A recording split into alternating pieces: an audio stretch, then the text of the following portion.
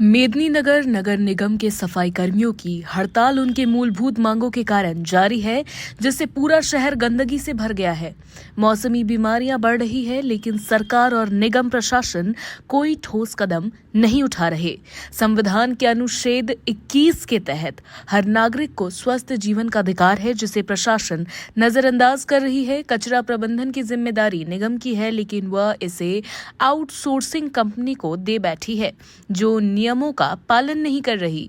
सरकार ने श्रमिकों के लिए न्यूनतम वेतन निर्धारित किया है, लेकिन यह राशि कितने सफाई कर्मियों को मिल रही है, ये जांच का विषय है। सरकार को सफाई कर्मियों का वेतन सीधे उनके खाते में डालना चाहिए। साथ ही उनके नियमितीकरण, स्वास्थ्य बीमा और जीवन बीमा की भी व्यवस्था करनी चाहिए। अगर प्रशासन और सरकार ने जल्द कोई ठोस कदम नहीं उठाया तो प्रदेश महामारी के चपेट में आ सकती है। ये लगातार नगर निगम के कर्मी हड़ताल पे चल रहे हैं और इनकी मांग को नहीं सुना जा रहा है, क्या कहेंगे? बहुत दुखद बात है। सबसे पहले तो मैं इस चीज के लिए नगर निगम को ही जिम्मेवार समझूंगा, राज्य सरकार को जिम्मेवार समझूंगा। जो वेतन कर्मी, जो आपके राज्य कर्मी, सफाई कर्मी लगातार कार्य कर रहे हैं, कोरोना का युद्ध हमने इन्हीं के बदौलत जीता। साथ ही साथ सब जगह शहर में कचरे का अंबार लगा हुआ है। सफाई कर्मी है ये लोग, कचरे वाले नहीं है। जो लोग कहते हैं कि गंदगी फैला हुआ है शहर में, आखिर कौन सफाई करेगा? पूरी जिम्मेवारी नगर निगम की है और नगर निगम पूरी की तरह इन पे आश्रित है। अगर इन पे आश्रित है तो इनको न्यूनतम वेतनमान कम से कम देना चाहिए। सरकार का अधिनियम जो पारित हुआ है उसमें कम से कम अकुशल श्रमिकों को 14,000 रुपया, अर्धकुशल श्रमिकों को 12,000 रुपया और साथ ही साथ आपको कुशल श्रमिकों को 15,000 रुपया और उच्च कुशल श्रमिकों को 17,000 रुपया न्यूनतम वेतनमान लिखा गया है। केंद्र सरकार के द्वारा राज्य सरकार ने भी 2023 में इसको लागू कर दिया है। लेकिन बावजूद इसके कितने कर्मियों को इतना पैसा मिल रहा है? सभी जानते हैं कि आउटसोर्सिंग से जितनी भी बहालियां हुई हैं 6,000, 7,000, 8,000 रुपया महीना दिया जाता है। बाकी आउटसोर्सिंग की कंपनी अपने पास पैसा रख लेती है। अगर आप कहते हैं सरकार, केंद्र सरकार या राज्य सरकार, कोई भी सरकार है, अगर लोगों के लिए काम कर रही है, राज्य सरकार इतना ढिंढोरा पीट रही है, मैया सम्मान योजना, ये और वो अलग अलग योजनाओं के बारे में, इतनी तो महिलाएं हैं जो लोग आपसे काम करके अपना हक मांग रही है, आप उनको उनका काम का हक नहीं दे रहे हैं। अस्थायीकरण का मांग कर रहे हैं, वो नहीं कर रहे हैं। बीमा का मांग कर रहे हैं, वो नहीं कर रहे हैं। राज्य सरकार द्वारा योजना चलाई जा रही है कि स्वास्थ्य बीमा दिया जाएगा। उस योजना वाले कार्ड पे कितने अस्पताल काम करते हैं? कितने लोग आपको सक्षम लगते हैं रांची, दिल्ली और मुंबई जाके इलाज कराने के लिए?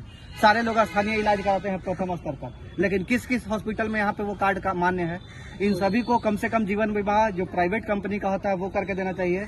अस्थायी मांग इनका पूरा होना चाहिए। साथ ही साथ न्यूनतम वेतनमान तो कम से कम मिलना चाहिए। और अगर बाकी योजनाओं को आप आउटसोर्सिंग के थ्रू करते रहेंगे लगातार, तो कितना लोगों तक पैसा पहुंचेगा, कितना लोगों का काम होता है, ये सबको पता है। सबसे पहले सरकार को इसको अपने आड़े हाथ लेना चाहिए। आउटसोर्सिंग को तत्काल प्रभाव से निरस्त करना चाहिए और सरकार को अपने स्तर से सबके अकाउंट में वेतनमान देना चाहिए, जो भी वेतनमान है। तब जाके इनकी मांगे पूरी होगी, तब जाके इनका जीवन पोषण, भरण पोषण हो पाएगा। वरना 6,000, 7,000, 8,000 में किसका घर आज के समय में चल पाता है? 2 साल से नगर निगम का यहाँ भंग हो चुका है, ठीक है, और इतने सारे कर्मियों पे क्या प्रभाव पड़ रही है?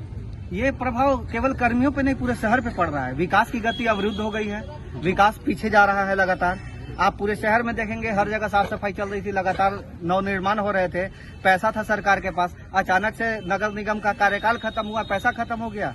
टैक्स तो वही है, पैसा भी वही लिया जा रहा है, तो इनको देने के लिए पैसा कहीं नहीं सरकार के पास आ रहा है। इसका मतलब है कहीं ना कहीं कोई ना कोई बिचौलिया इसमें कुछ घपलाबाजी कर रहा है। सही पैसा सही जगह पे नहीं पहुंच पा रहा है।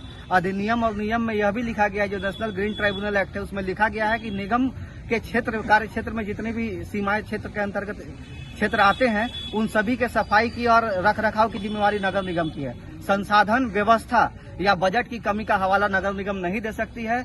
नगर निगम को क्षेत्र के लोगों को एक बेहतर सुविधा वाला क्षेत्र देना होगा, व्यवस्था करके देना होगा, क्योंकि आप प्रति महीना उनसे टैक्स ले रहे हैं, सालाना टैक्स ले रहे हैं। उस टैक्स के बदले में आप वो सुविधाएं दे रहे हैं। टैक्स तो ले रहे हैं, सुविधा नहीं दे रहे हैं, और उस पर आप हर चीज में आश्रित अगर सफाई कर्मियों पे हैं, तो आप इनका अगर पैसा अवरुद्ध करेंगे, चीजें अवरुद्ध करेंगे, तो शहर का विकास तो रुकना ही है। ठीक है। लगातार भी आप समाज सेवा से जुड़े हुए रहते हैं और काफ़ी जगह घूम रहे होंगे और शिकायत काफ़ी मिल रही होगी, क्या कहेंगे? बहुत परेशानियां तो हो रही है, परेशानी व्याप्त है। शहर भर में कचरे का, गंदगी का अंबार लगा हुआ है। इसकी विधि व्यवस्था ठीक से नहीं रखी जा रही है।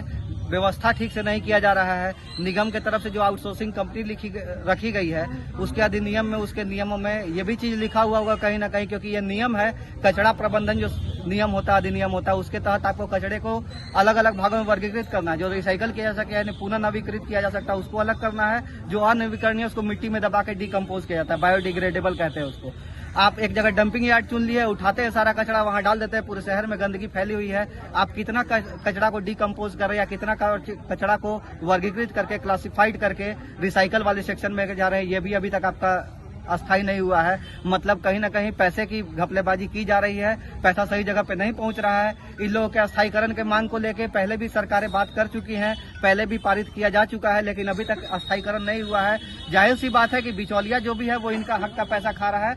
सरकार को इनके नियमितीकरण पे ध्यान देना चाहिए और साथ ही साथ इन सभी को प्राइवेट कंपनी से जीवन बीमा का व्यवस्था देना चाहिए कि किसी भी अस्पताल में किसी भी जगह पे इनको, इनके परिवारजनों को, इनके बाल बच्चों को किसी तरह की परेशानी हो या कोई बीमारी हो, तत्काल प्रभाव से उनका इलाज होना चाहिए। यही मेरी मुख्य मांग है। इतनी समस्याओं का जिम्मेदार कौन है आपके नजर में? और राज्य सरकार, पूरी तरह राज्य सरकार हर मोर्चे पे विफल रही है।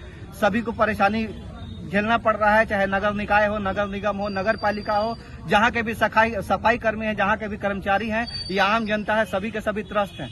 सबसे पहली चीज तो शहर सफाई रहना जरूरी है, क्योंकि सरकार संविधान के अनुच्छेद 21 में right to life and personal liberty, हर किसी का अधिकार है, मतलब कि एक स्वस्थ जीवन जीने का अधिकार हम सभी को है और यह मौलिक अधिकार हमसे सरकार छीन रही है, हमसे निगम छीन रहा है। इसका खामियाजा सरकार को भुगतना होगा। क्या कहना चाहिए? हम लोग निगम के खिलाफ हड़ताल पर नहीं बैठे हुए, हम लोग सरकार के खिलाफ हड़ताल पर बैठे हुए हैं। 6 सूत्री मांग है हमारा, जिसमें प्रमुख मांग है कि जो भी दैनिक वेतन भोगी पे कर्मी जो है वर्षों से कार्यरत है, इनको नियमित करने का।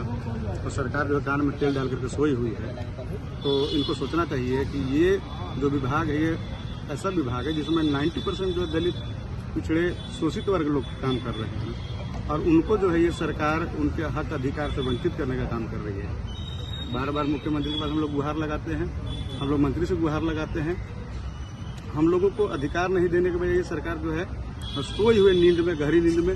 और इनका ये है कि आप लोग जो जिस तरह से हम चाह रहे हैं उस तरह से आप रहिए, आप काम कीजिए, जो आपको मिल रहा है उतना ही में आप खुश रहिए। ये लगा के इनके सरकार में हमारा दूसरा बार हड़ताल है और इसमें भी ये सरकार जो है हेमंत जी जो है ये सिर्फ जो है इनके पास एक घोषणा हो गया है कि ये हम ये दे देंगे, हम वो दे देंगे, जो अभी तक लागू एक्चुअली कर भी नहीं किया। कितने भुगतान के लिए आप लोग अभी धरने पर बैठे हैं? हम लोग भुगतान करने के लिए नहीं बैठे हुए, हम लोग कह रहे हैं कि हम लोग जो है सुप्रीम कोर्ट का आदेश भी है 2018 में कि जितने भी दैनिक कर्मी जो 10 वर्ष से कार्यरत है उनको नियमित कीजिए, उसके लिए बैठे हुए हैं कि आप उनको नियमित कीजिए और हमारे जो कर्मी हैं उनको 10 लाख का बीमा मिलना चाहिए। इन्हीं सब समस्याओं को लेकर के हम लोग अपने मांगों को लेकर के बैठे हुए हैं। कुछ दिन पूर्व में भी आप लोगों ने पुतला दहन किया था, ये क्या रहा? हम लोग पुतला दहन नहीं किए थे, हम लोग मशाल जुलूस निकाले थे और सरकार से हम लोग बार बार अपना गुहार लगा रहे हैं। अगर ये सरकार मानती है तो ठीक है, नहीं मानती है तो हम विरोध हम लोग का जारी रहेगा। कब तक धरना में बैठेंगे?